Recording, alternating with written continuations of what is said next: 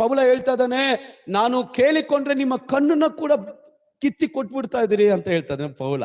ಇವತ್ತು ಕೇಳ್ರಿ, ಪರ್ಸನೇ ಕೊಡಲ್ಲ, ಕಣ್ಣು ಕೊಡೋದು ಯಾರು? ಕಣ್ಣು ಬೇಕಾ? ಪಾಸ್ಟ್ ಕಣ್ಣು ಬೇಕಂತ ಕಿತ್ತಾಕ್ತಾರೆ.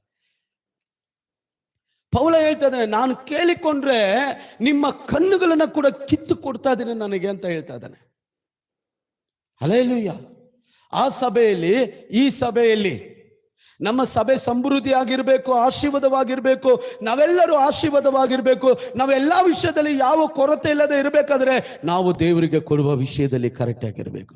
ಸಕಲ ಸತ್ಕಾರ್ಯಗಳನ್ನು ಮಾಡುವ. ನೀವು ಕ್ರೈಸ್ತರ, ನೀವು ಯೇಸು ಸ್ವಾಮಿ ನಂಬಿದ್ದೀರಂದ್ರೆ 4 ಜನಕ್ಕೆ ಸಹಾಯ ಮಾಡಲೇಬೇಕು.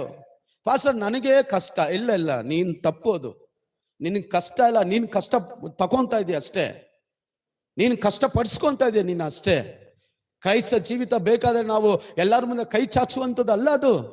ದೇವ್ರ